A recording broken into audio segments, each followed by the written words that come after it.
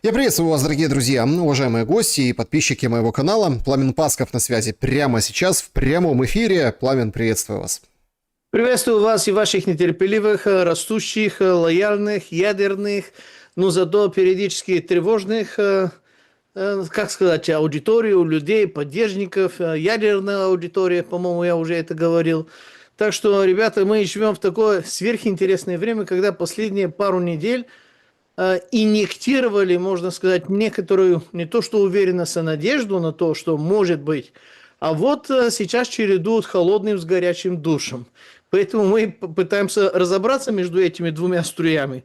Так ожидать или не ожидать, так дедлайны или как. То есть темы будут, я думаю, интересные для всех. Да, друзья, значит, все как всегда в наших прямых эфирах на моем канале. Значит, вы очень большая просьба, чтобы поставили лайк, сделайте это.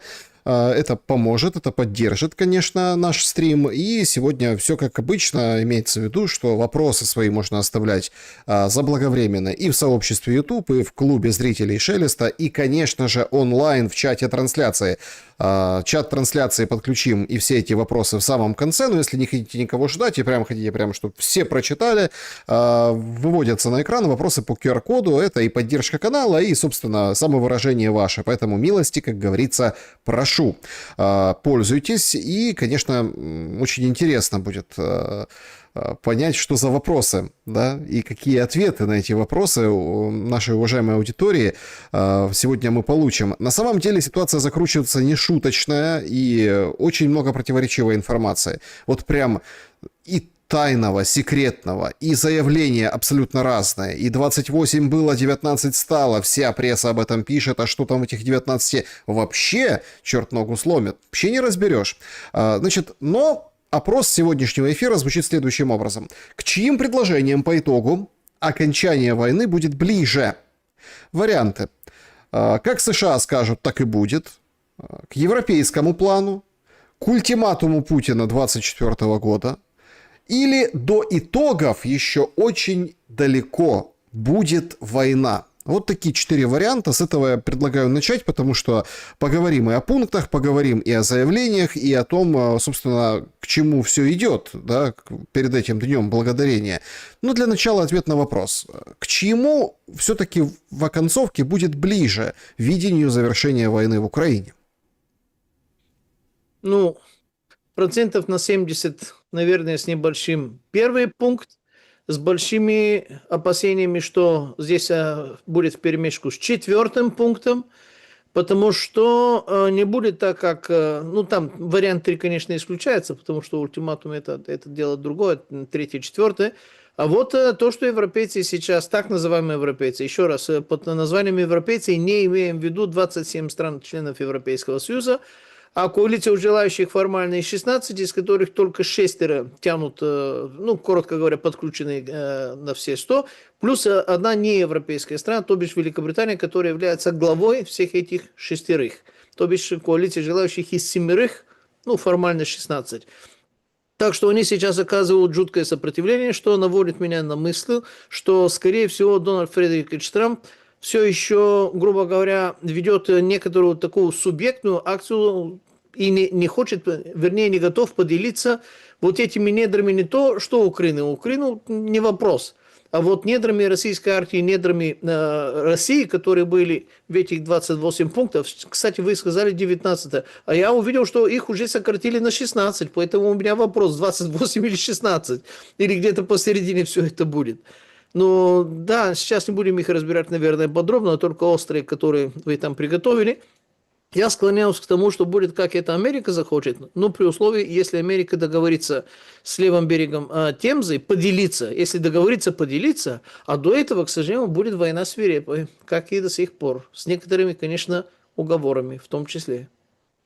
Пламен, сегодня вышел Умеров, причем самое интересное, вчера заявлялось о том, что по инсайдам, значит, Зеленский говорит, а давайте отсрочим встречу Трампа, ну, в Белом доме, Трампа и Зеленского в овальном кабинете, ну, потому что там и, собственно, окружение не советуют. Сейчас такой момент, если условно ко Дню Благодарения приехать Зеленскому для того, чтобы решить вопросы острые, территориальные и вопрос НАТО, ну, как бы так же завершилась Женева. Хотя до конца мы не знаем, кроме там поломанной ручки того же Умерова, у нас таких, знаете, и вот этих словес, что ой, какая хорошая встреча, как мы там приблизились к миру от Ермака и Рубио, больше ничего как бы и не было у нас такой информации. Ну и Кислица там еще немножко как бы кисляку давил, говорил, что ах, мы все исключили, амнистию за военные преступления оставили, там как-то переформулировали. Короче, 19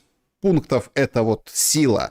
Блумберг сегодня пишет о том, что какие-то российские чиновники эти 19 пунктов раскритиковали в пух и прах и других подробностей не приводят, говорят, что это провал вообще этой инициативы Трампа. И в принципе в Женеве, Украине вместе с европейцами, подпевалами, которые говорят, а вот у нас есть свои пункты, удалось, в общем, сбить вот эту пену, да, как бы вот американского плана. Однако, вчера было понятно, что Зеленский как бы не очень хочет ехать на этой неделе, может на следующей, а давайте немножко позже. Видно, что процесс затягивается. Однако Умеров сегодня выходит, говорит, нет, мы запросили у американской стороны дату и время, когда можно до конца ноября, то есть на этой неделе, Зеленскому съездить к Трампу.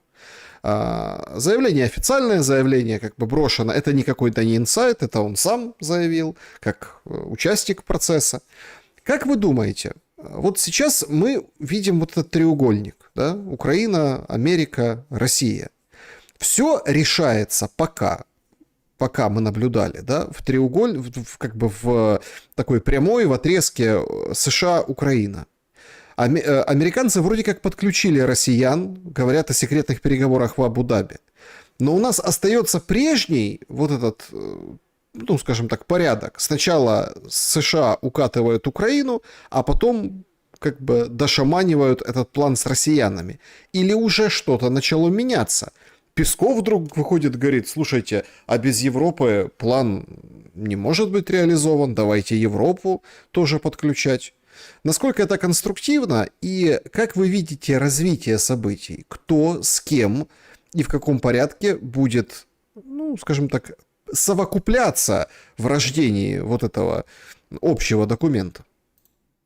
Снушаться дипломатическим образом. Слушайте, по-моему, вечный политический арамис Кремля под названием Песков опять лукавит. Но он же арамис, не может не лукавить. Зачем надо подключать эту Европу? Что за Европа? Вы сказали треугольник. По сути, это треугольник, в котором кто-то рвется и хочет сделать его четвероугольником вообще-то. Ну, я имею в виду так называемые европейцы. На кого упирается Зеленский? Упирается на так называемых европейцев. Я все равно думаю, что 27 числа ему придется дать ответ, что в овальном кабинете, что дистантным, но официальным образом.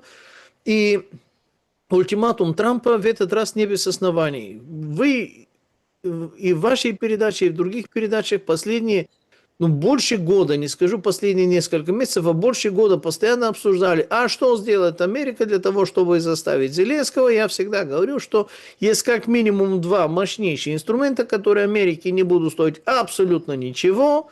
Ничего даже не надо останавливать. Я имею в виду подачу там финансовой, там военной и другой помощи. Не надо запрещать, не надо санкционировать. Достаточно отрубить разведданные и Starlink и все.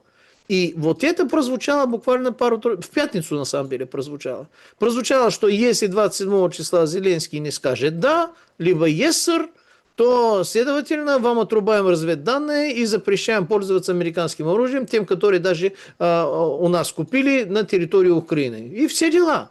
Даже еще не врубили, скажем так, отключение Starlink, который вообще окончательный приговор. Так что европейцы могут собираться, но мне очень интересно. Да, Великобритания говорит, мы готовимся приготовить армию для того, чтобы отправить ее на территорию Украины после прекращения огня. После. Не сейчас, после.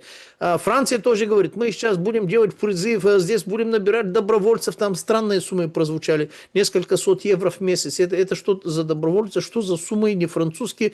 Я подумал, это в час, в день, оказывается, какие-то достаточно сумбурные и не очень логичные, как какие-то крещенду сигналы извергаются из этой Западной Европы. Я уже плохо в этом ориентируюсь, честно вам скажу, потому что это шум. Ну, шум не по шелесту, а шум какой-то совершенно такой дискредитирующий, что ли. Я не знаю, как даже правильно его определить. Так что они в панике, они в истерике, они извергают какие-то неприличные, неприятные звуки, это очевидно, и выйдут это за каким-то дипломатическим нарративом. У нас есть такая немножко, бытовая, скверная, не то, что пословица, афоризм, а он говорит хитрый. У него хитрость хромого таракана. И вопрос, а в чем заключается хитрость хромого таракана? А когда ты на него наступаешь, он плёкает, то звук такой выйдет специфический, это его хитрость. Так что у них хитрость, похоже, такая, как у хромого таракана, что называется. Звуки такие интересные выдают.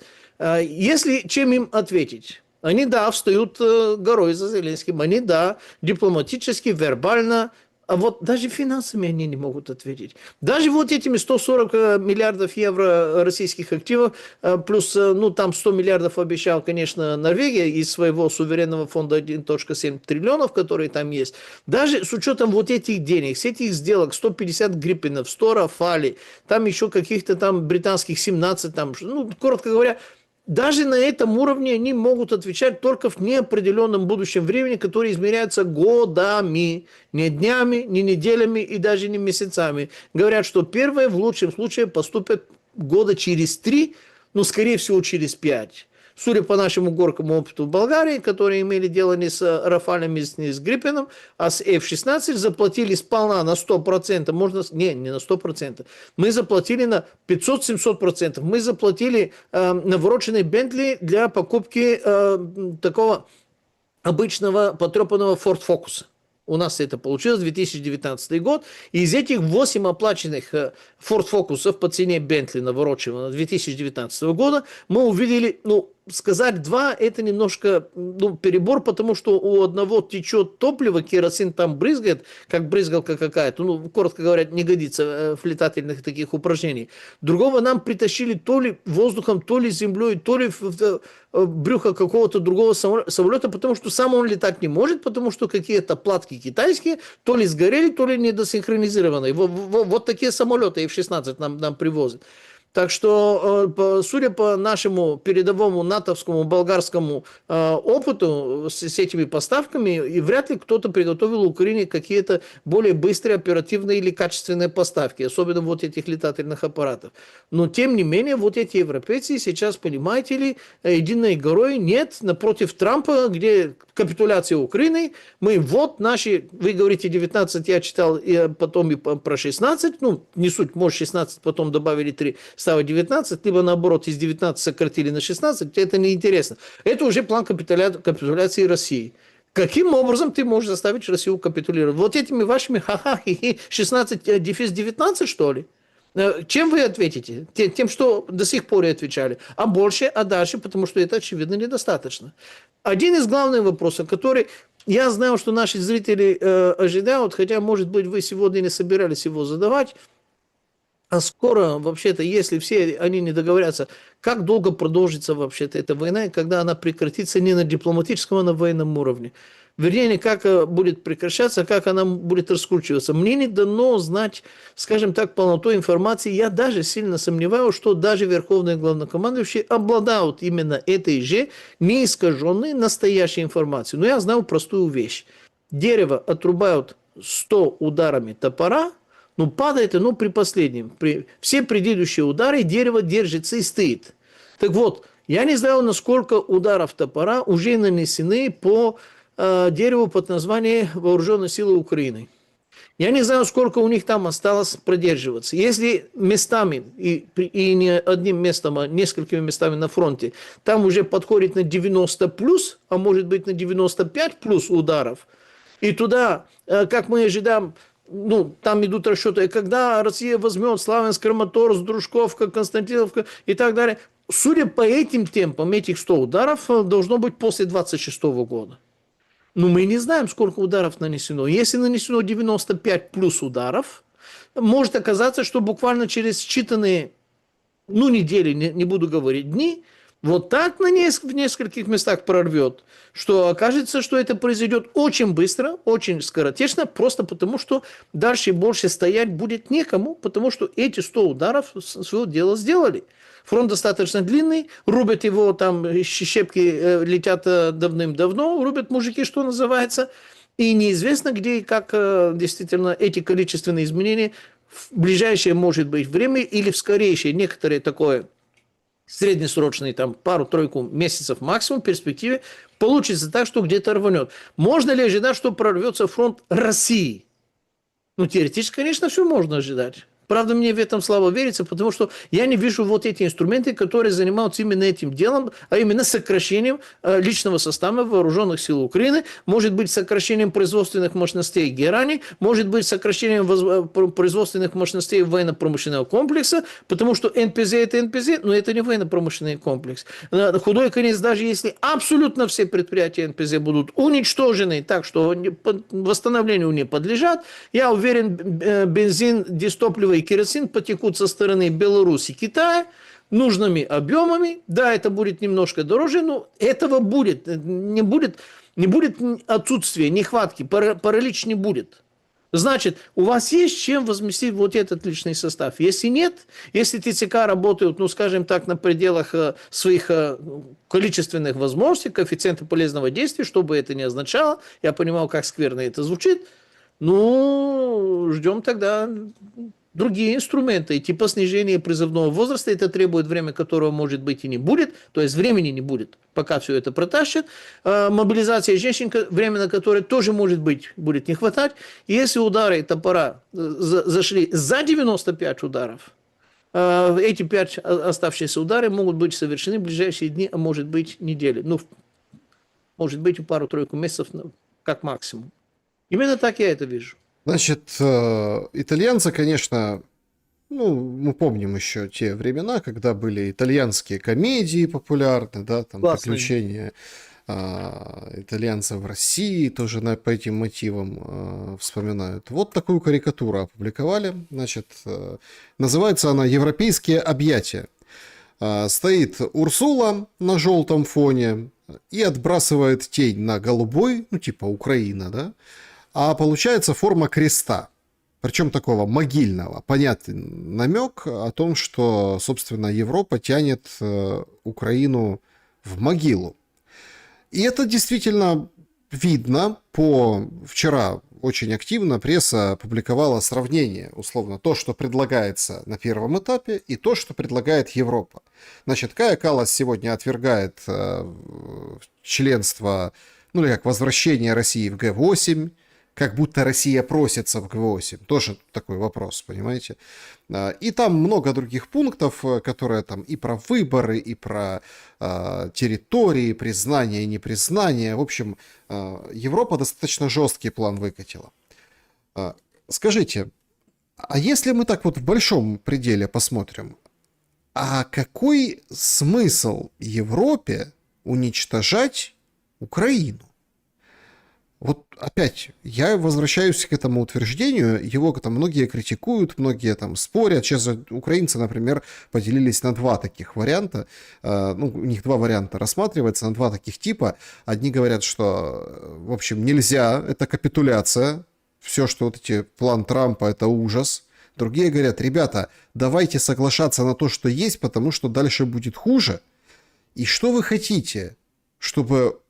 стране, у которых Миндичи рулят там энергоатомом, оборонкой, переназначают членов правительства в воюющей стране, кореша президента там все по телефону решают, а даже, знаете, есть такой, это тоже такой специфический момент, есть такая реклама особенных телефонов, вот есть iPhone вот 17 Pro, вот вышел последний который, да, 17 Pro Max, 17 Pro, и там, ну, в общем, его допиливают, он там стоит, не знаю, $1000 или евро, там 1200, 1300, а его продают в Киеве за 4-4,5.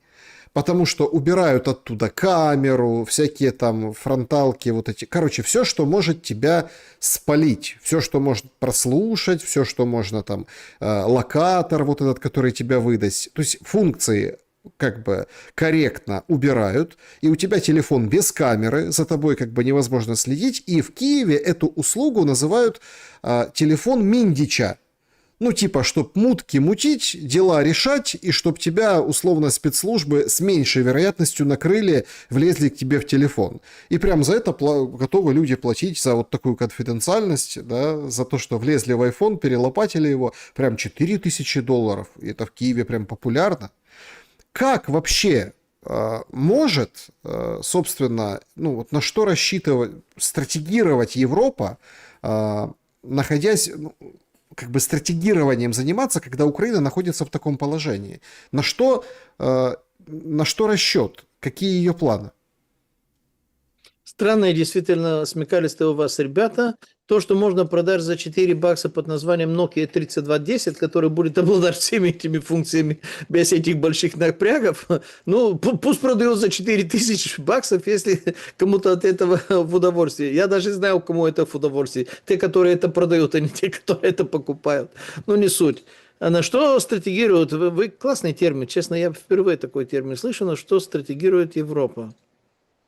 Если говорить еще раз о коалиции желающих, потому что другая Европа вообще относится, мягко говоря, сильно различно от того, что мы слушаем и принимаем как шум под этикеткой Европа, а под этим шумом мы понимаем и видим только коалицию желающих, им главное катастрофически выиграть время. То есть украинцы, им не обязательно нужно, то есть у них нет цели уничтожить Украину, как вы сказали достаточно мрачно. У них цель выиграть время. Да, для этого, конечно, нужно уничтожить иное количество украинцев. Это плохо, что ли? Как раз меньше ненужного там населения будет, а те, которые будут нам служить и будут нам потом помогать, доставать, работать на нас, они будут слушаться, они будут останутся только самые халуйские, а все остальные должны сгореть. Мы это обсуждали сотни раз. У Европы ничего не поменялось. Им нужно, чтобы индейцы доистребили друг друга для того, чтобы потом у оставшихся индейцев заполучить то, что они хотят, за бусиной. Бусины, ну, можно и без бусин, можно за обещание бусин, а можно и за долги, что индейцы внезапно, те, которые выжили, оказались им должны за то, что сражались с другими индейцами. Так что зачем вам бусины, когда вы нам должны? Поэтому европейцам нужно выиграть время. Они сами говорят и постоянно уточняют эти сроки. 29-й, 30-й год мы должны быть готовы. А сейчас 25-й год, значит, нам нужны от 4 до 5 лет. А кто тогда это задержит? Кто тогда это остановит? Ну, естественно, Украина. Мы, что ли, туда должны идти?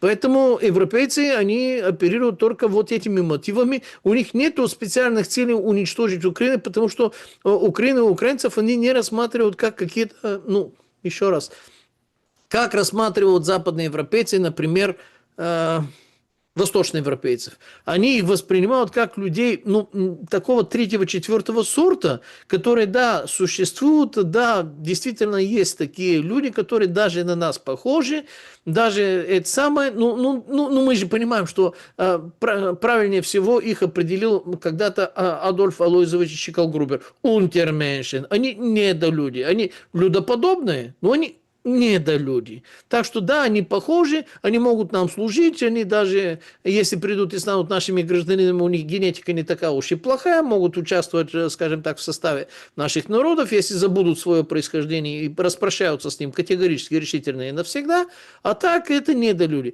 Как они рассматривают, скажем так, заварушки в Ближнем Востоке, либо в других там более темных странах. Но это даже не социология, это просто какая-то статистика, какие-то дикари там друг друга понаистребляли, из-за этого запрягаться и вообще-то обсуждать и тратить свое время, ну, наверное, только профильным специалистам. Как они относятся к этой резне, которая происходит в Африке? Так это же зоология.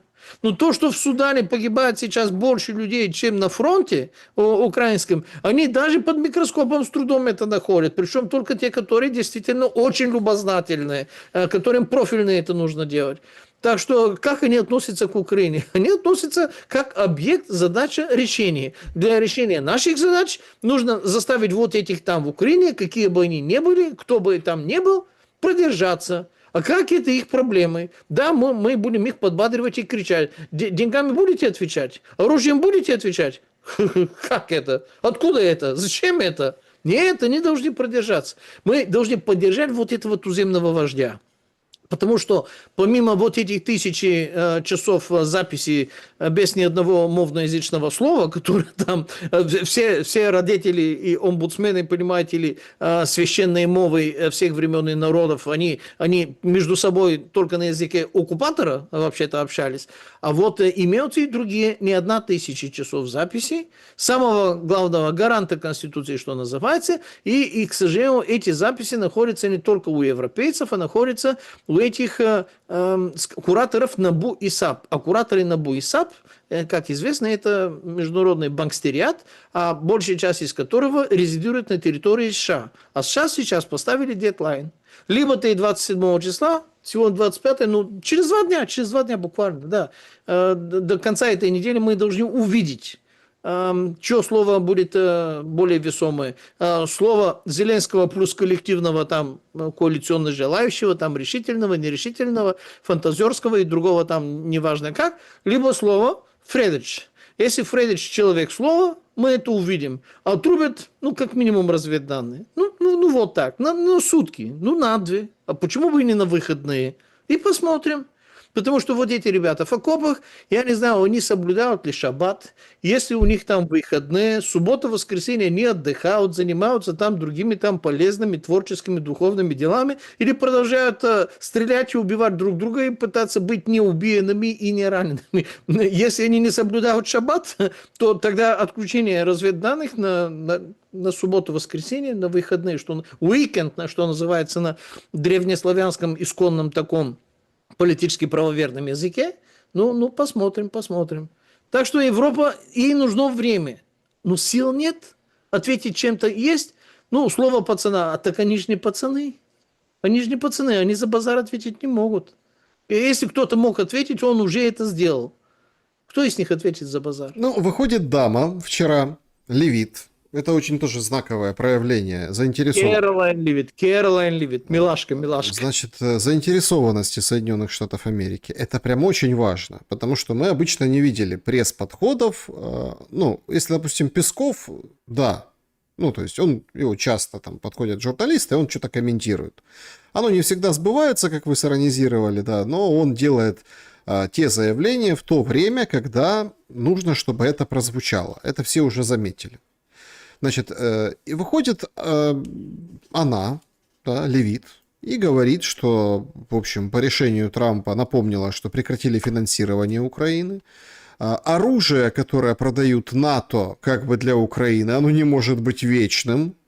Тоже такой очень хороший гвоздь в крышку гроба поддержки украинской стороны. Значит, США надеются, что Россия одобрит план урегулирования украинского кризиса. И Трамп проявляет достаточную гибкость, переговоры продолжаются, все очень интенсивно. Осталась буквально парочка пунктов плана Трампа, над которыми идет работа. И сегодня сообщили, что ровно вчера Дрисколл, одноклассник Венса, который назначен уполномоченным представителем, спецпредставителем по урегулированию в Украине Трампом, Келлог.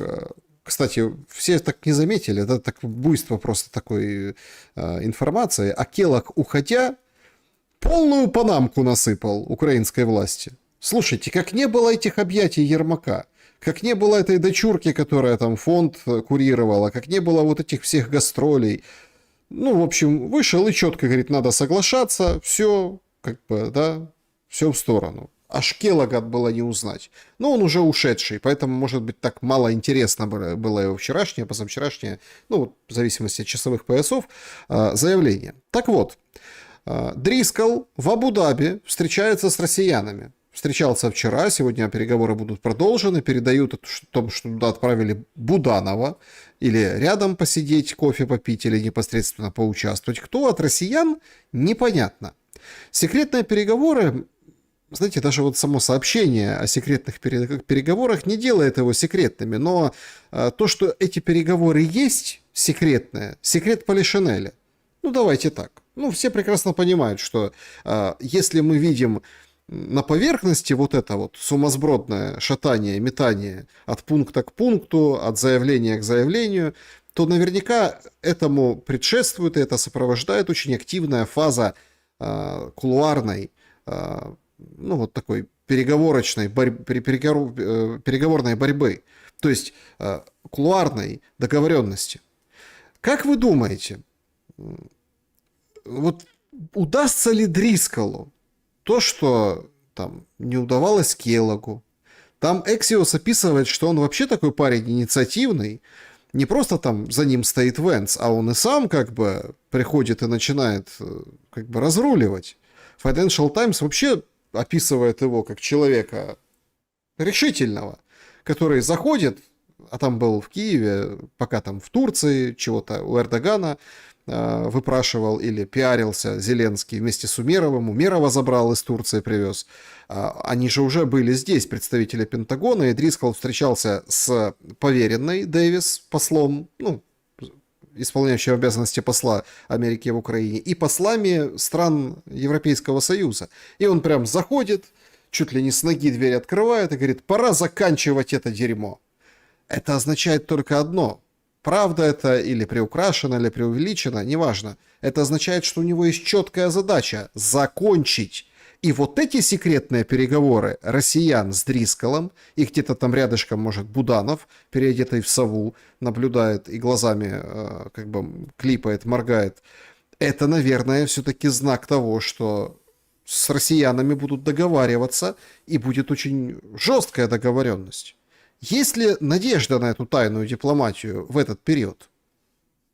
Александр, пока есть для нас с вами, а не для наших зрителей, Axios и Financial Times, вот такие секретные переговоры будут недостаточно секретными и будут не совсем секретными для таких, как мы, у которых есть те же самые инсайды, которые есть у этих двух уважаемых уже изданий.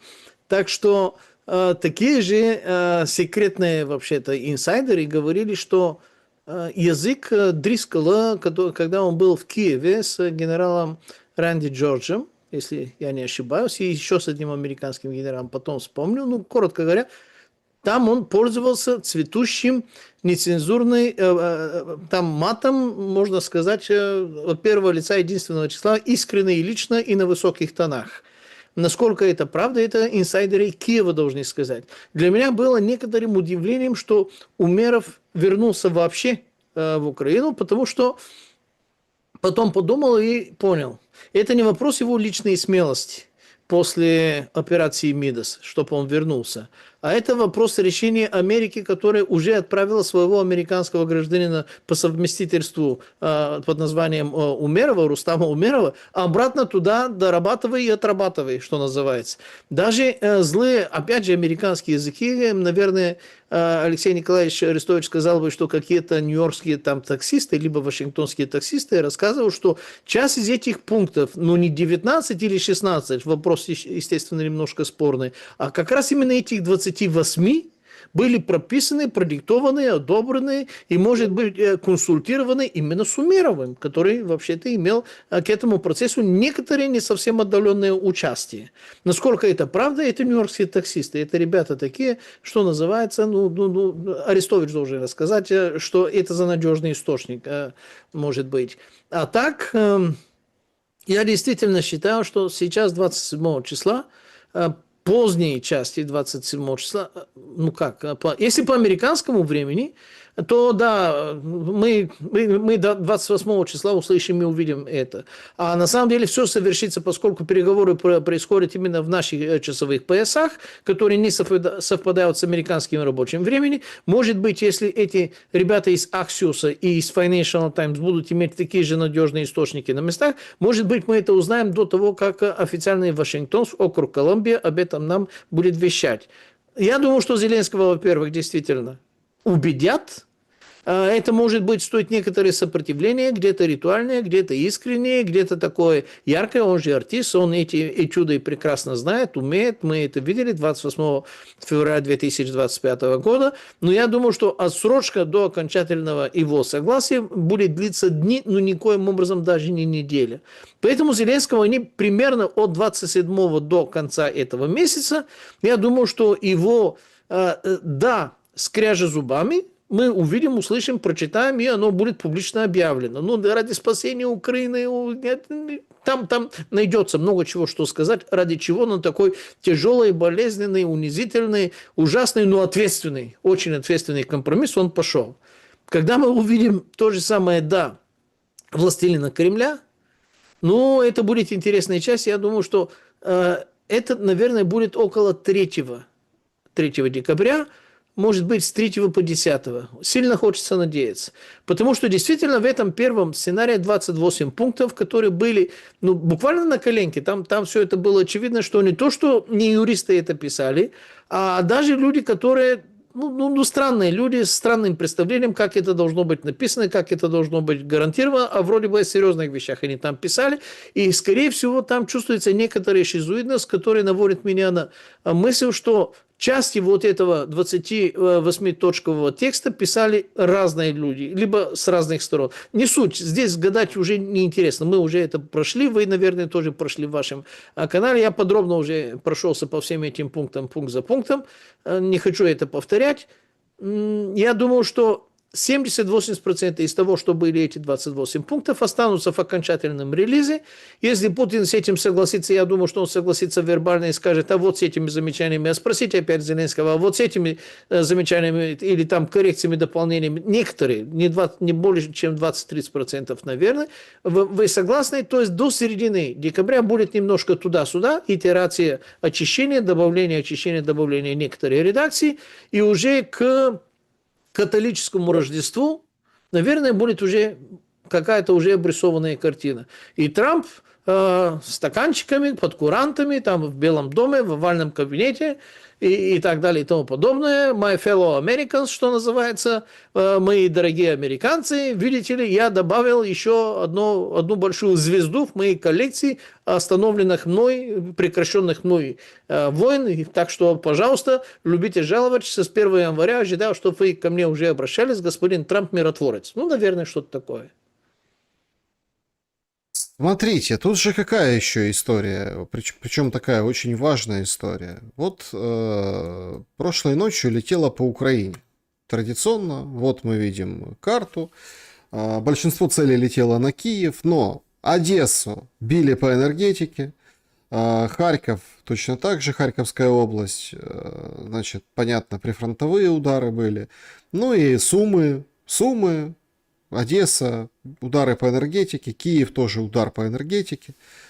Понятно, что большинство целей сбито, ПВО работает, но приходят такие лютые подробности последствий этого обстрела, что, с одной стороны, склады большие, ну, как принято говорить, супермаркетов, да, поражены. С другой стороны, проблемы с теплоснабжением в столице, 2 района, отключили, быстро что-то пытаются наладить, вроде как по одной из ТЭЦ сбили.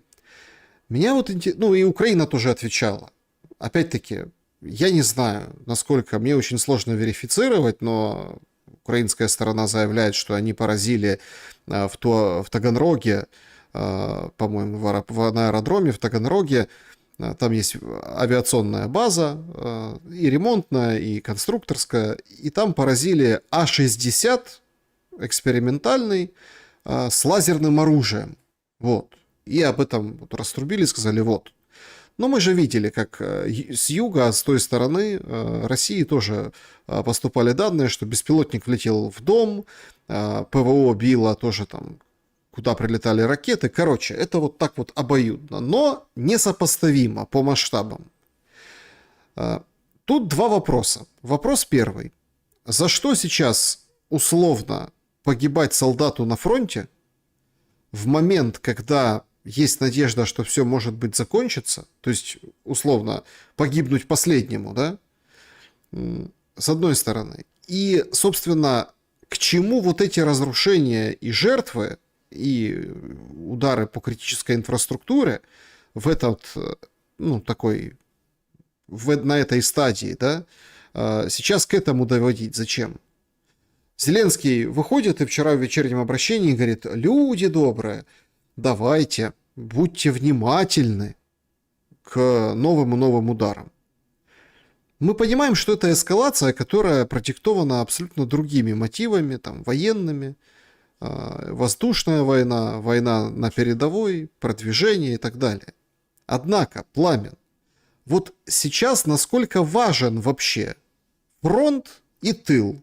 Ну, я имею в виду удары на фронте, удары в тылу, на формирование вот этих вот договоренностей и торговля, получается, на украинской крови, торговля этими пунктами плана. Я думаю, что этот вопрос задает себе примерно 3 миллионов человек сейчас. Примерно по 1,5 миллиона с той и с другой стороны. Вернее, с российской стороны говорят, что побольше. Я точными данными не владею, но если 600 тысяч считалось, что это надо сократить украинскую армию до 40% из нынешнего состава, он несложными, скажем так, математическими операциями, выходим на то, что украинская армия должна быть примерно около 1,5 миллиона сейчас.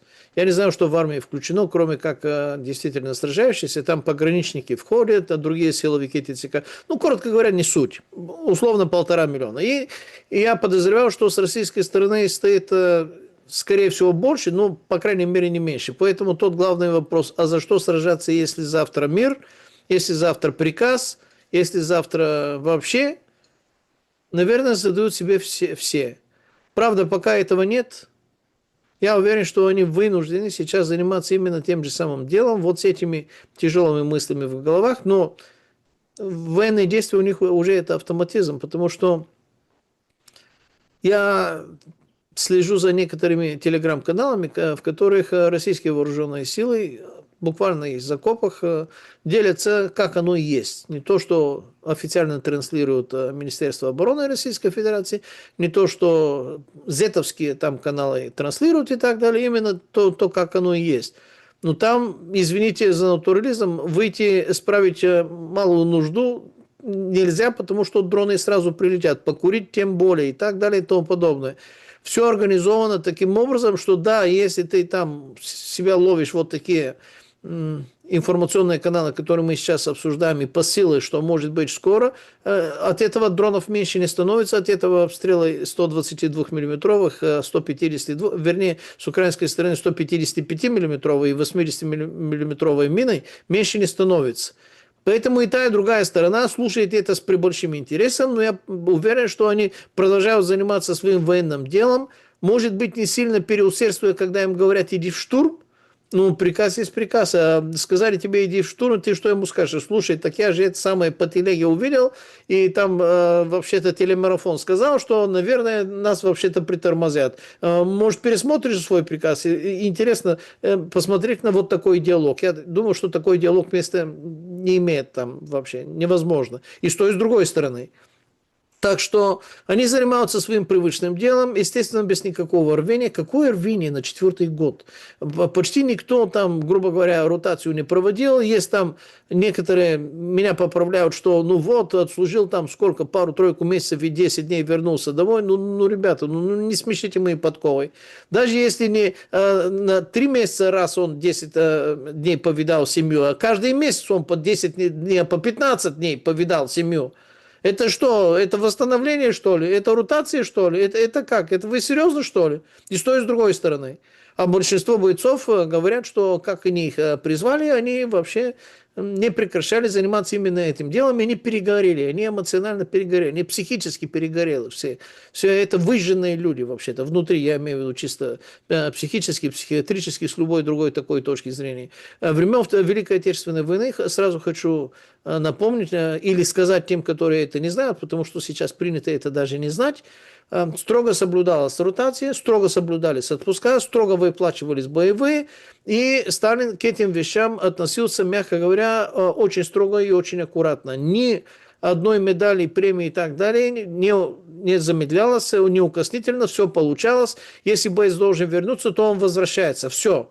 Не было таких, которые с первого последнего дня воевали, не возвращаясь домой, не будучи ротированными, назовем это так. Здесь это невозможно. Здесь это и с той, и с другой стороны не происходит. Это война совершенно другая. Соответственно, те посылы, которые мы с вами сейчас обсуждаем, я уверен, у них надежда есть. Но они не могут не воевать, потому что если они будут воевать, их убьют то ли встречные, то ли свои, то ли дроны, которые не знают, что управляет. Большинство людей, 80% плюс, погибают, не видя вообще никакого противника, никакого врага. Их убивают мины, их убивают дроны, их убивают артиллерия. Они не видят противника до реальных окопных боев, которые были в начале вот этого, первые несколько месяцев, даже первые полгода. Я думаю, что они давным-давно такого не видели. Но если видели, то это уже когда приходят на зачищенное поле, видят раненые трупы, и там раненых либо добивают, либо ну, не знаю, не хочу это комментировать, потому что знаю. Именно потому что знаю. И та, и другая сторона, кстати. Я никого не отдаю. Да, мы в прямом эфире. Друзья, пожалуйста, поставьте лайк, напишите, что думаете в комментариях. Россия получила план Трампа по неофициальным каналам и готова обсуждать конкретные формулировки. Исключительно политтехнологический у меня к вам вопрос. Сейчас, ну, я об этом говорил, что Умеров там заявляет, давайте, принимайте Зеленского в Штатах. Видно, что пытаются... В общем, в Украине сейчас неоднозначная ситуация, в Украине сейчас качели, скандал, зрада перемога, вот это вот все. И видно, что офисные, ну, скажем, работники и Зеленский, у Зеленского пытаются перехватить инициативу, то есть они понимают, что темп задал Трамп очень высокий, Левит выходит, Дрискал едет в Абу-Даби, тут тебе Женева, причем... Там, говорят, на грани скандала было, но вы же видите как? Неважно. Ермак, Али-Баба или кто-то другой, Умеров, все хорошо, мы движемся, то есть еще более активно, ну, это стиль такой, да, тактика американская, то есть они говорят, все хорошо, все идет, и вперед и так далее. Посмотрим, что там с планами. Россия как бы выжидает сейчас, и говорят, будем смотреть формулировки и так далее. И такое ощущение, что Украина хочет быстрее согласиться, чтобы потом как бы Москва артачилась. Ну, мол, смотрите, мы готовы на все. Ловушка такая, знаете, в шахматах такой, не знаю, там, для 7-летнего ребенка. Так и Москва тоже может согласиться. Ну, вот так. Просто она может себе позволить, давайте я уточню, она может себе позволить согласиться. Ведь Путин четко дал для этого все посылы, говорит, мы дипломатическим путем будем добиваться того, чего хотим, ну, от СВО. Поэтому, пожалуйста, да, пункт плана хороший, только давайте допишем. Тут же как он выглядит, этот пункт плана? Все вписывают свое, да? Говорит, Москва, отлично, нам все подходит. Миллионы, миллиарды вот эти, неважно, там разберемся. Но мы свое допишем. То есть не перепишем, не вычеркнем, а допишем. Хорошо, мирным путем Украина уходит, Украина отдает Херсон, Запорожье, Украина отдает Донбасс, Украина там обязуется то-то, то-то, 5-е, 10-е и так далее, и так далее. Смотрите, кто, вот как вам видится, удастся ли Россию поставить вот в позицию догоняющего? Потому что сейчас догоняет, спотыкается и набивает шишки украинская сторона. Вряд ли, знаете почему? Потому что если по-хорошему, а я уверен, вы внимательно читали все эти пункты, уверен, подробно их обсуждали, поэтому я сейчас специально это делать не буду. Там действительно все нужно дописать как минимум и доконкретизировать, дополнить и дообъяснить, как надо. Потому что это написано на неюридическом языке, это написано неконкретно, это написано непонятно, это написано несерьезно, если хотите. Многие из этих вещей написаны даже совершенно несерьезно.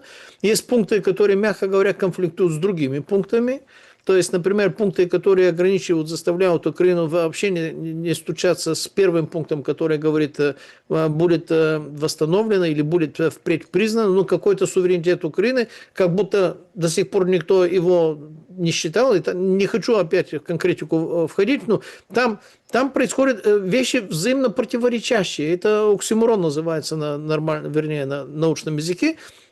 Так что это действительно нужно дописать, конкретизировать, описать, когда, как это работает, кто за это платит, какие сроки, какие институты мы создаем, кто их создает, как это работает, как это контролируется и что происходит, если это нарушается. То есть каждый из этих пунктов действительно, вот эти 28 пунктов, которые, наверное, ну, смотря размера шрифта от 1 до 1,5 странички, ныне текста, для того, чтобы Аксиус нам этим там поделился, а потом все остальные, то для того, чтобы это заработало, это должно стать документом от 50-250 страниц, как минимум. Это технологическое время. Это не тянуть через зину, это действительно нужно довести до ума. И даже без изменения смысла любого из этих там хороших, там, или неважно, хорошие, плохие, это вопрос точки зрения пожелания или намерения, это по-любому, это типа какой-то общий меморандум. Намерения, хороших намерений для того, чтобы мы сделали что-то хорошее. Никакой конкретики там нет, нормальной. То есть конкретика должна быть добавлена, это требует определенное технологическое время. И, Александр, мы опять стучимся к тому, что мы обсуждали и в прошлой, и позапрошлой передаче, что, скорее всего, окончательное действительно обсуждение и подписание, и, ну, скажем так, вступление в силу какого-то уже действительно рамочного, серьезного документа, который можно назвать договором. Я такие договора видел и в России, и в других странах. Благо, приходилось, ну, не приходилось, а повезло, наверное, скорее всего, видеть вот такие высокие институты. Там подпись стоит не только на финале, то, что показывают там на фотографиях, там подпись стоит на каждой странице. На каждой странице там и та, и другая сторона подписываются слева и справа, и там все пункты, ну, ты никуда не денешься. Так что я думаю, что опять же, ссылаясь на наши с вами старые передачи, ну, старые, я имею в виду последние, предпоследние, предпоследние, пару-тройку, скажем так, передач, все стучится опять к апрелю. То есть вот эти 28 страниц, которые сейчас... Что ж вам этот апрель, Пламен? Вот это вы не первый говорите про этот апрель. Какой апрель? Подождите. Ну, смотрите, вот все эти мнения, которые звучат по поводу апреля, ну, вы в своем уме? Нет отопления в Киеве в 2 районах. В Киеве на Печерском районе развернули пункт обогрева. В Сумах уже этот пункт незламности. Одесса штормит. Смотрите, до апреля надо дожить. И желательно не замерзнуть, и желательно, ну, каким-то образом... То есть это нереально. Денег нет.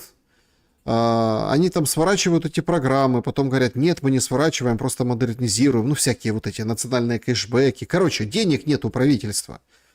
Все это понимают, денег не дают. Понимаете, тут как бы коллапс, катастрофа. Какой апрель? Где мы, а где апрель, Пламен? Это все может не просто, как вы описывали, там, треснуть, а может просто все рухнуть неимоверным образом.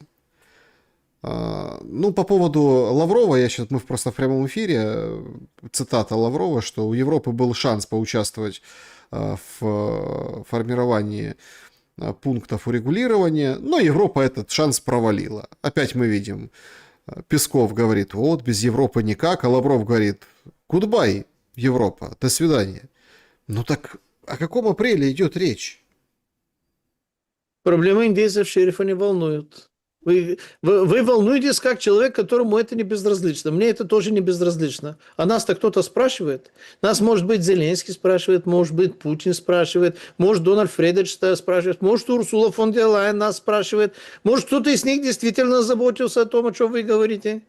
Путина интересует то, что действительно к весне или к весну 2026 года у них будут действительно большие финансовые проблемы у Российской Федерации. Ну, не то, что все рухнет, но будут тяжелые проблемы, к моменту которого нужно что-то очень большое, серьезное предъявить. Я не говорю, что это начнется в апреле. Я говорю, что к апрелю это должно быть решено, потому что в апреле должен встречаться Дональд Фредович с Си Цзиньпином. До этого он должен не просто встречаться, но все решить с Путиным, для того, чтобы разговор с Си Цзиньпином имел место быть. То есть до апреля, например, с 3 декабря до, наверное, конца марта этот вопрос должен быть решен. Если обе стороны будут действительно работать сейчас оперативно, эти 28 пунктов, они возьмут и действительно поставят задачу, скажем так, максимального приоритета и максимальной оперативности, дожать, дописать и довести до ума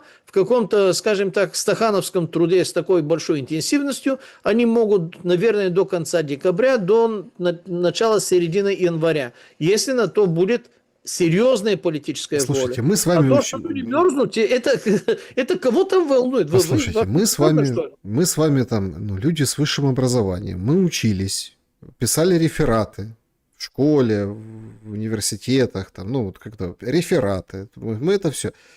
Какие апрели, какие там допиливания, все банально просто. Надо условно, ну, свести все воедино. То есть надо уходить с территории Донбасса, значит, надо уходить. Все.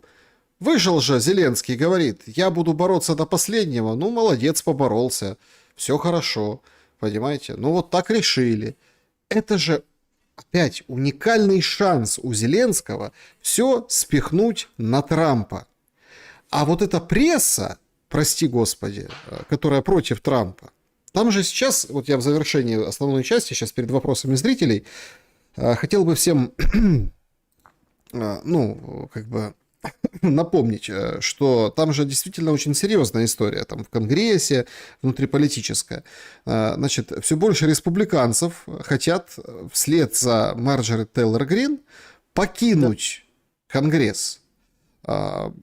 Марджори Тейлор Грин вообще молодец, написала книжку, МТГ, вот это все красиво. Она, в общем, максимум пиара из этого выжила, поссорилась с Трампом публично. Значит, до выборов еще год.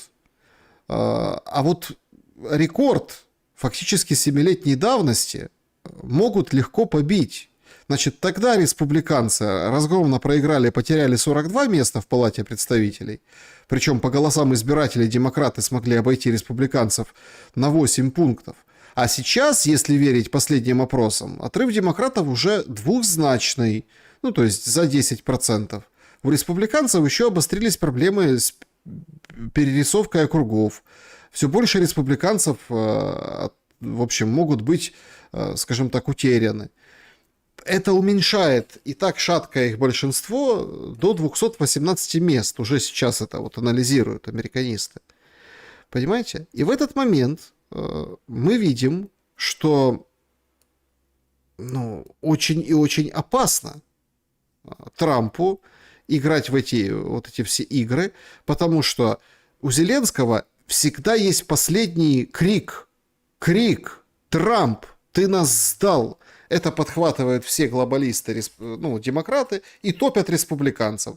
Смотри, Трамп за Путина, смотри, Трамп продал Украину, вот такой нехороший Трамп, отворачиваются и свои там часть республиканцев, и все. И это же момент истины. И это надо уже кричать сейчас, если в этом план. Что думаете по этому поводу?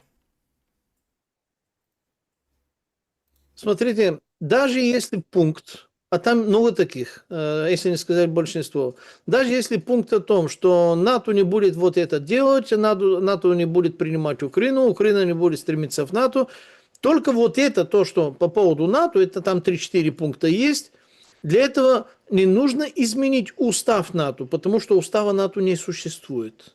А у НАТО это договор 32 стран, которые заключили этот договор, причем на условии, что все всегда должны быть согласны обо всем новом, либо о новых членах и так далее и тому подобное. Для того, чтобы это даже только произошло, это важно для России, это одно из условий sine qua non, по латыни, что называется, 32 страны НАТО должны единодушно чем-то, их нужно собрать, их с ними нужно обсуждать.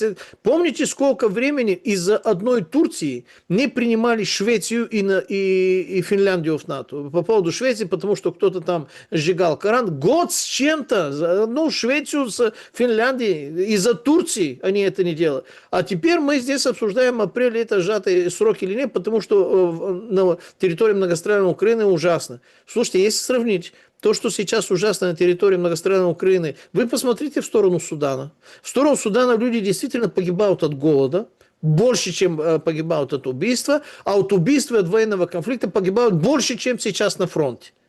То есть там какое кому дело страдания этих суданцев. Там действительно резня ужасная. Там трудно описать словами. Даже не буду стараться начинать или обрисовать как-то короче. Это ужасно.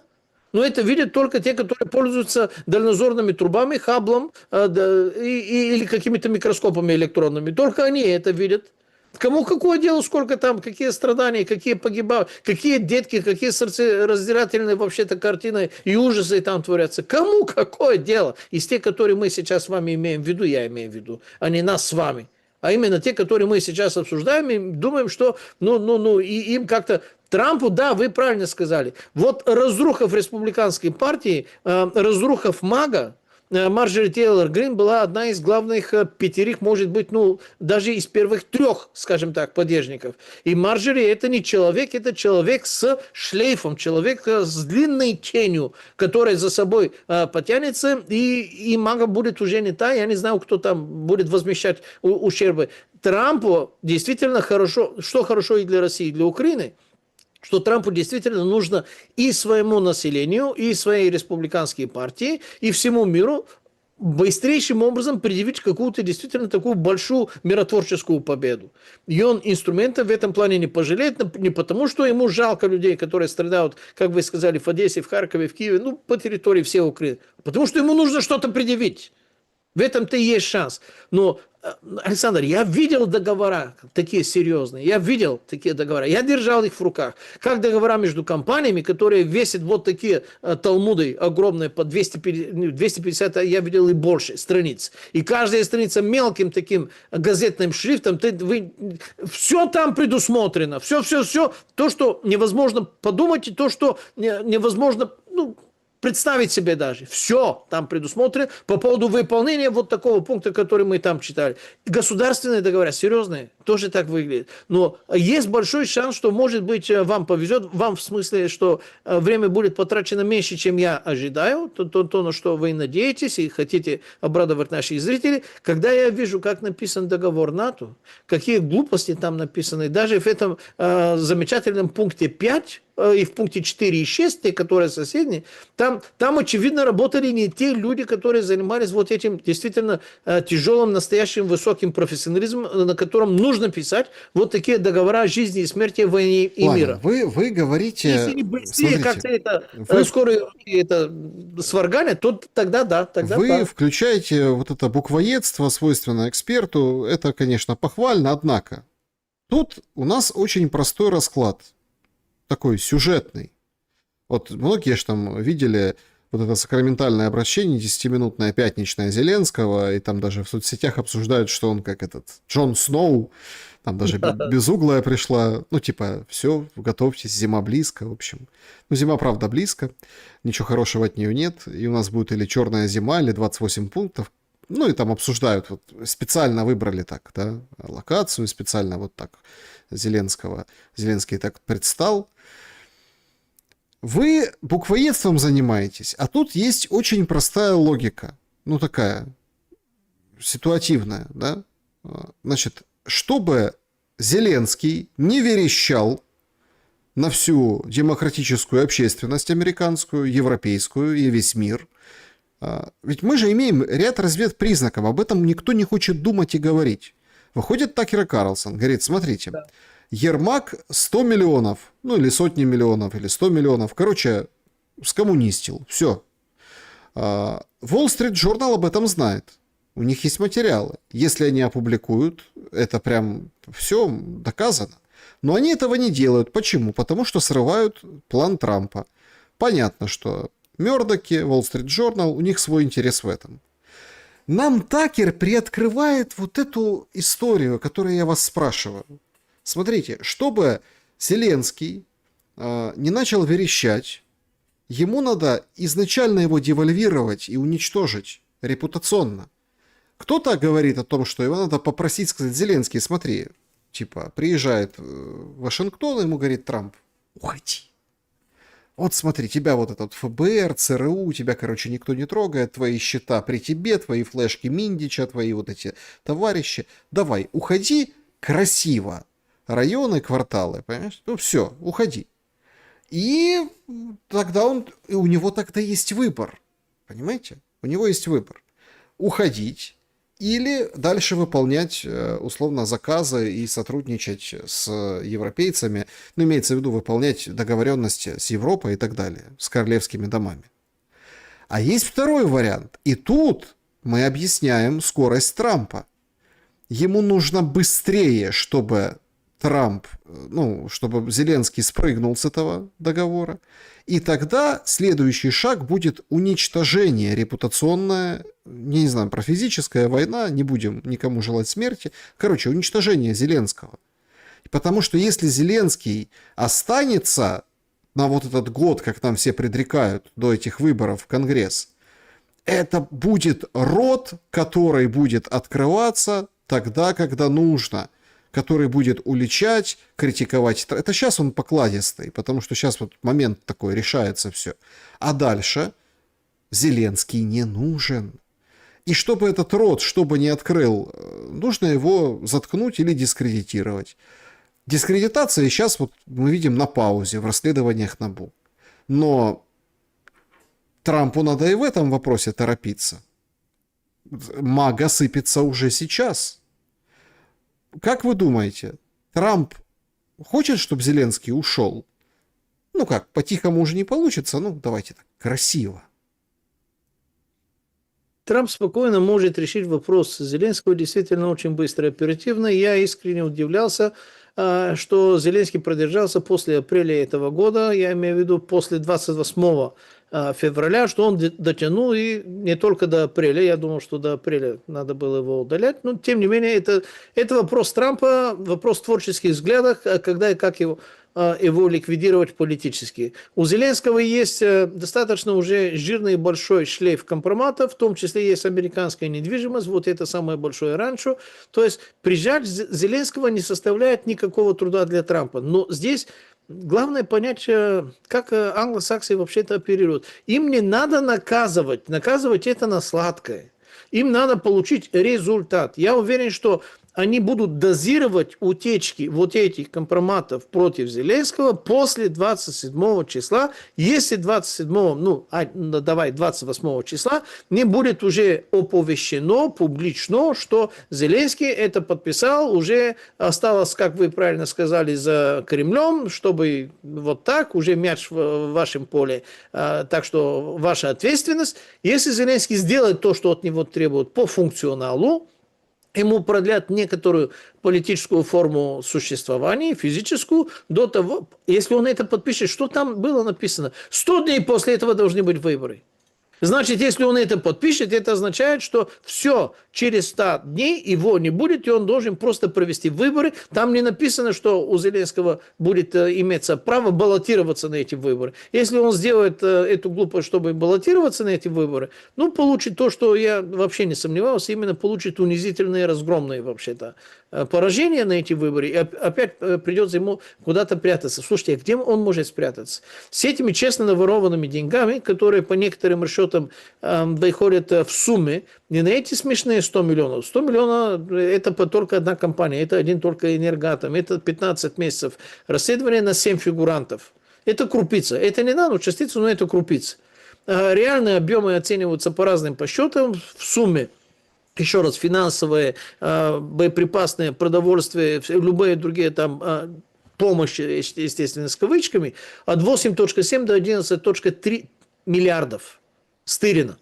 Не то, что предоставлено Украине, а стырено из общего объема то, что было предоставлено. Но это, естественно, не к одному персональному Зеленскому, а к коллективному Зеленскому, 95-му квартальному. Так что к этим фигурантам имеется то, что досье Миндича, операция Мидас, это только первый звоночек, писк, можно сказать. Ну, вот так. Говорят, что там 48 миллиардов, ценник украденного. Не, в этом я, честно говоря, не верю, потому что, во-первых, общая сумма помощи для Украины, она достаточно недалеко, реальная, Не то, что оценок, а физически реальные, с которыми они могли оперировать, достаточно недалеко от этой суммы, то есть они не могут стырить 80% и воевать и обслуживать госадминистрацию. Мне в этой сумме 48 миллиардов, если, конечно, на серьезном уровне, я буду вынужден ее принять, но вот так на первое чтение, мне кажется, что она менее реалистична, чем эта сумма 8.7 до 11.3. Это тоже очень маленькие деньги. Я имею в виду то, что они персонально себе взяли. Потому что из того, что они взяли, кстати, ваша сумма, знаете, я не знаю, откуда вы ее взяли, но с учетом того, что из стыренного они обязаны тоже возвращать обратно именно этим же, которые дают, но уже физическим лицам, как таковые, вполне вероятно, пусть не 48, но где-то порядка до 40 могут быть, потому что если 8.7.11 это у них, то, что осталось, то большую часть они по-любому должны были отдать из этой там горницы, то что называется. Поэтому я не буду спорить по поводу этих сумм, но конструкция выглядит не такой уж и невероятной, то, что вы сказали. Вопрос не в размере.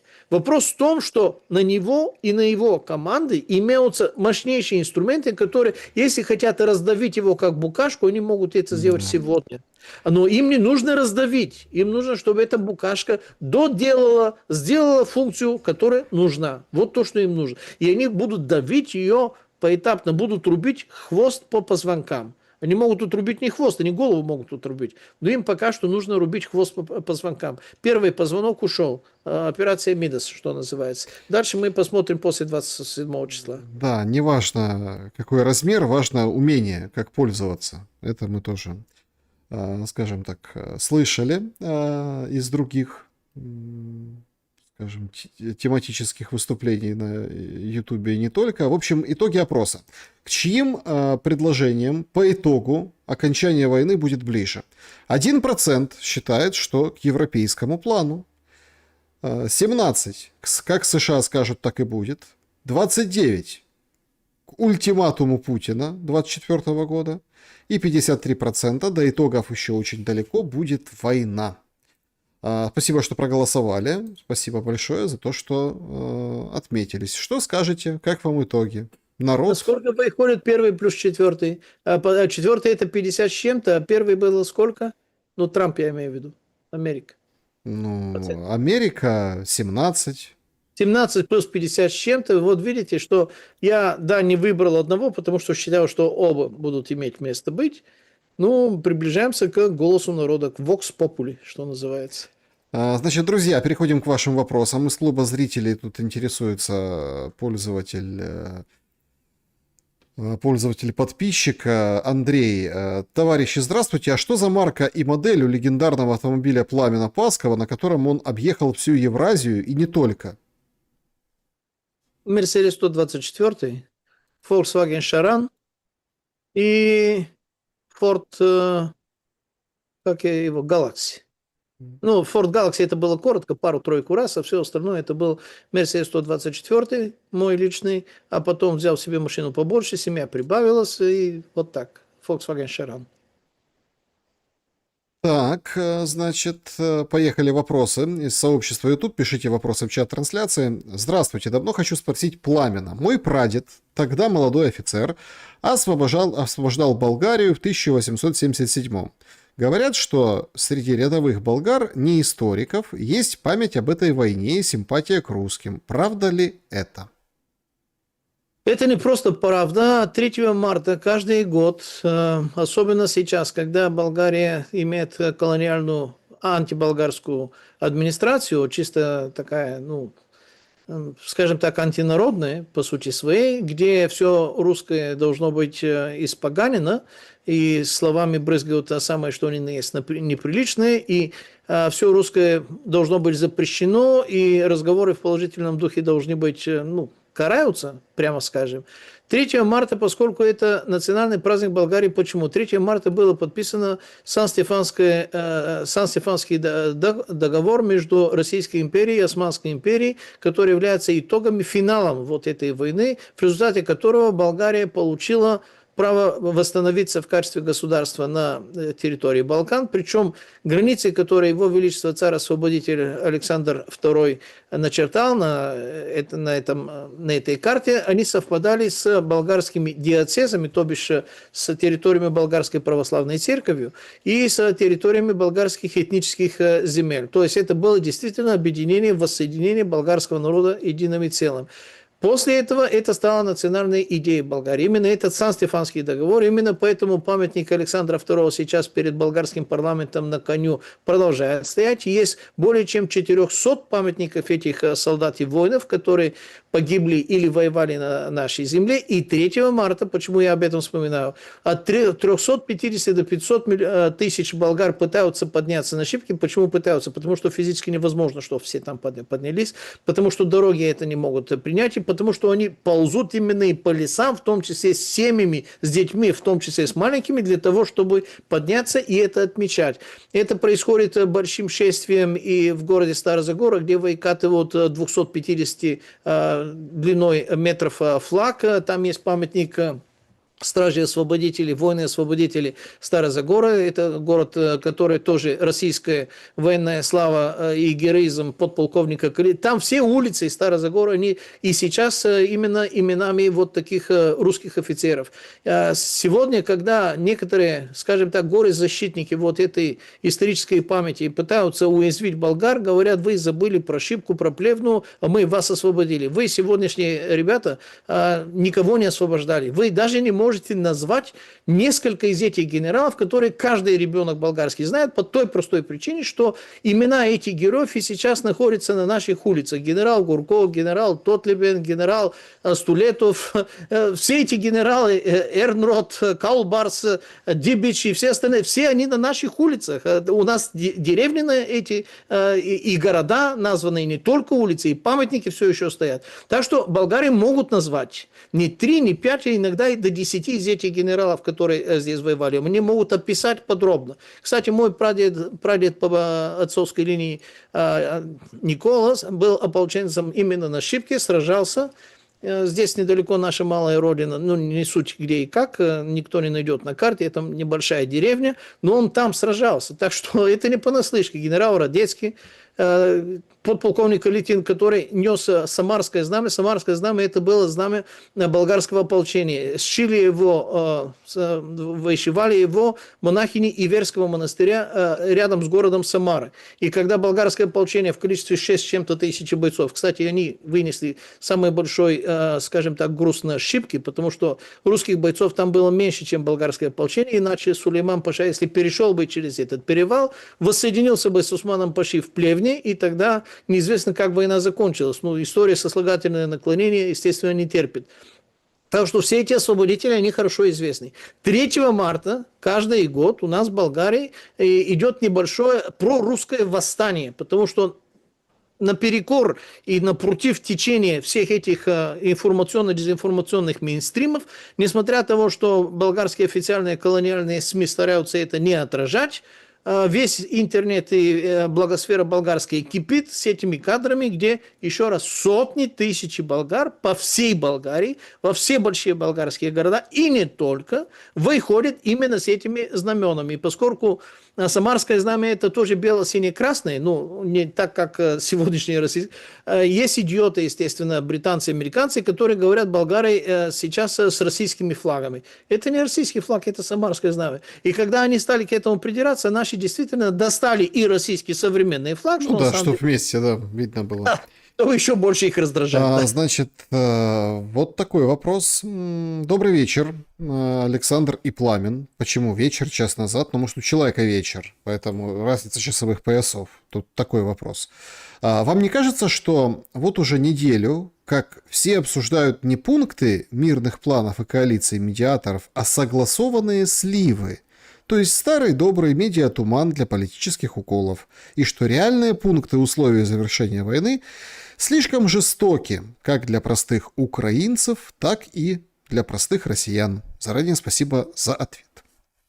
Не кажется, я в этом уверен, потому что, как мы давно и в вашей, в том числе, студии, особенно после февраля этого же года, обсуждали, условия прекращение огня, соответственно, после этого некоторого перемирия, которые не будут прекращением войны, которое будет позже, около 34-го, не раньше года, они должны быть достаточно кислыми и для украинской, и для российской стороны, и они действительно таковые являются. Хотя каждая сторона говорит, это наша капитуляция, то, что там нарисовали. Но нету таких вариантов, чтобы Трамп встал на стороне одного из этих двух противоборствующих сторон. Такого варианта не существует. И таких его интересов не существует. Поэтому это сделано пусть и на коленке, пусть и не очень, ну, скажем так, грамотно и не очень правильно, но сделано так, что достаточно болезненные, унизительные, кислые моменты есть и для той, и для другой стороны. Правда, каждая сторона не видит кислые стороны и для другой стороны, она видит только свои кислые стороны и говорит, ага, значит, это для нашей капитуляции. Ну, это даже уже обсуждать не стоит. Наверное, вы это уже обсуждали. Оксана, зачем вы передергиваете и вырываете из контекста слова Путина? Он сказал, что Россию устраивает достижение целей военным путем, но мы готовы обсуждать мирный план. Так зачем манипулировать? А про экономику России мы слышим уже 11 лет, но все европейцы и англосаксы не учли одного. Россия не одна.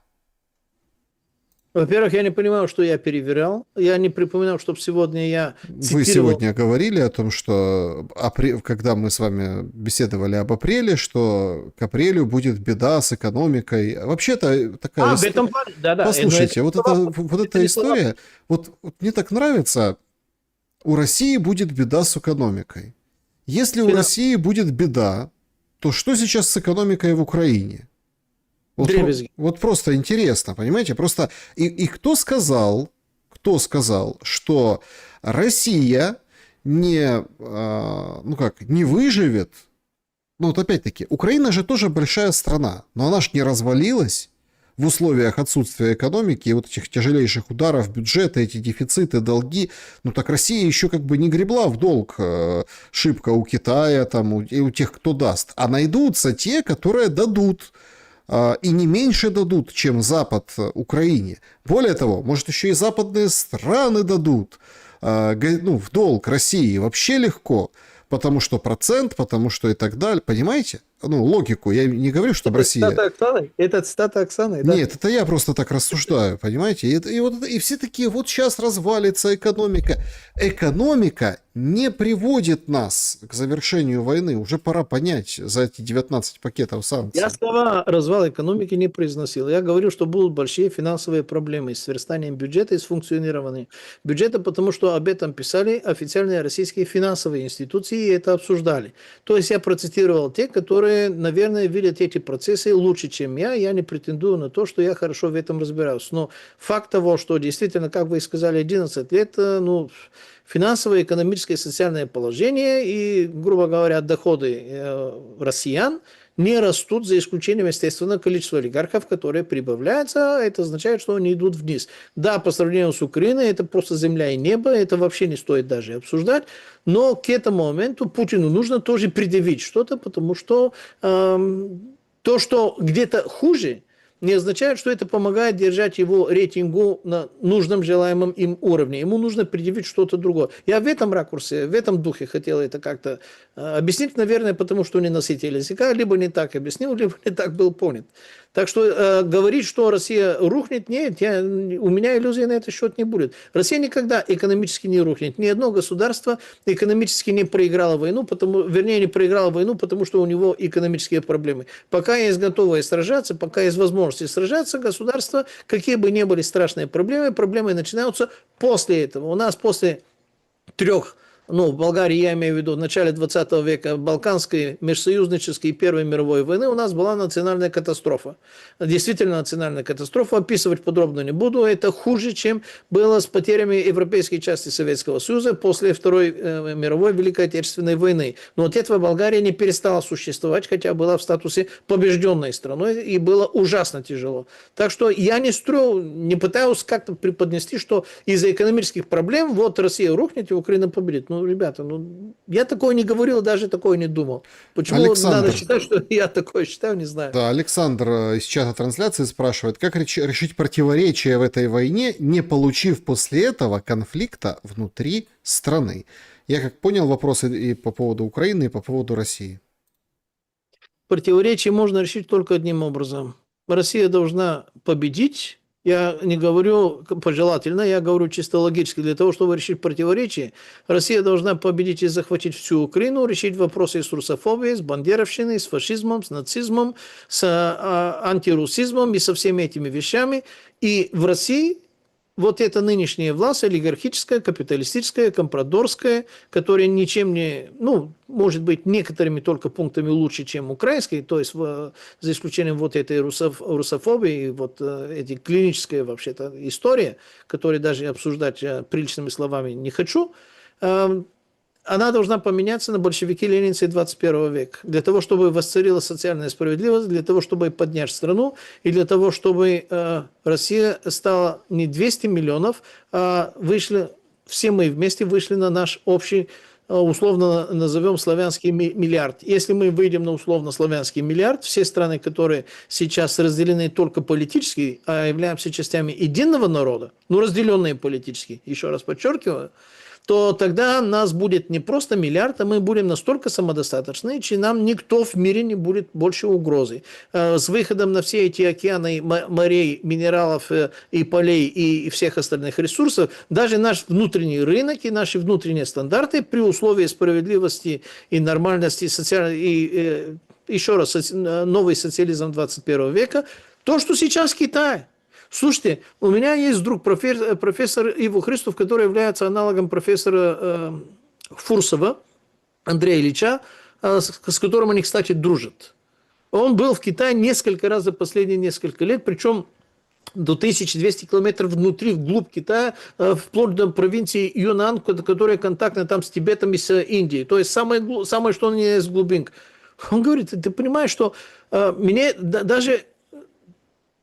И там каждый человек, который работает, каждый человек, который хочет работать, каждый человек, который хочет быть предпринимателем, каждый человек, который хочет стать миллионером, если не будет амбицироваться и пытаться ворваться в политику, государство стоит горой во всех смыслах этого слова. Там, говорит, я катался на такси, ну, без водителя, причем электрическое. И я дико пугался, хотя, оказывается, пугаться было не за что. И когда мы вышли перед большим там небоскребом, который являлся там нашей гостиницей, я вижу в воздухе там что-то летает. Я спрашиваю моего там, ну, не друга, а гида там, китайца, по-английски не общаются, а это что такое? Это, говорит, как твое такси, только воздушные такси. Буквально как в эти научно-фантастические фильмы. Как это такси? Он говорит, ты хочешь прокатиться? Не-не-не, в воздухе не хочу. Говорю, не переживай, там меньше пробки, там меньше давки, там все эти этажи по метрам уже распределены, там никто ни с кем, там автобусы летают.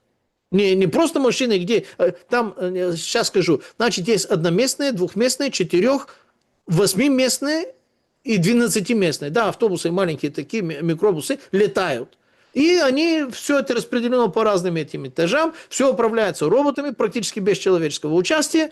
И это и есть социализм, это и есть государственная собственность над средствами производства, есть государственная воля, где и как мы и что делаем. Там поезда летают до 800 км в час, то есть 800 км это скорость самолета, лайнера.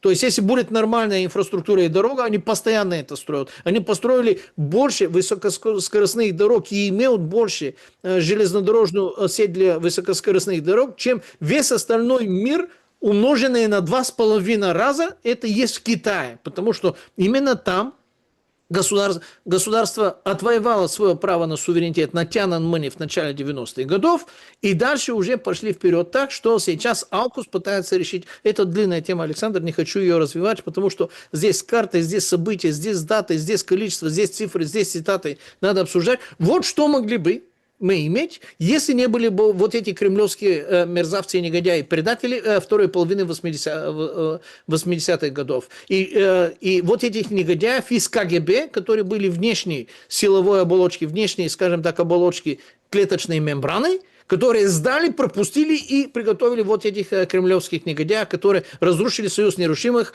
республик свободных, сплотила навеки Великая Русь и всех остальных дружественных, естественных геополитических союзников.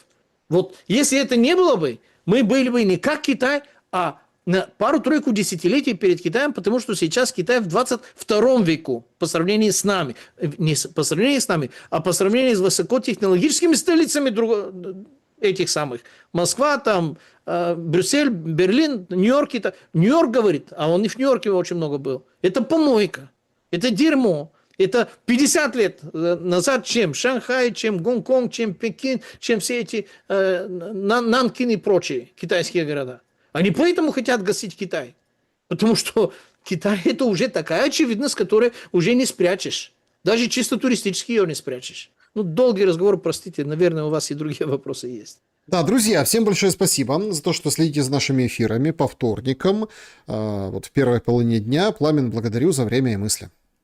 Братья и сестры, товарищи, дамы и господа, господа офицеры, господа не офицеры, троллы и боты, друзья, не друзья, враги, случайно попавшие или специально попавшие на наши каналы, выключите, пожалуйста, телевизор, включите мозги, и все у вас приложится. Возьмите хорошую книгу, посмотрите хорошее кино и почешите репу и думайте своими мозгами или мозгами своих хороших друзей. Выключите телевизор, и все у вас приложится. Всего вам доброго, будьте с нами, продолжение обязательно следует.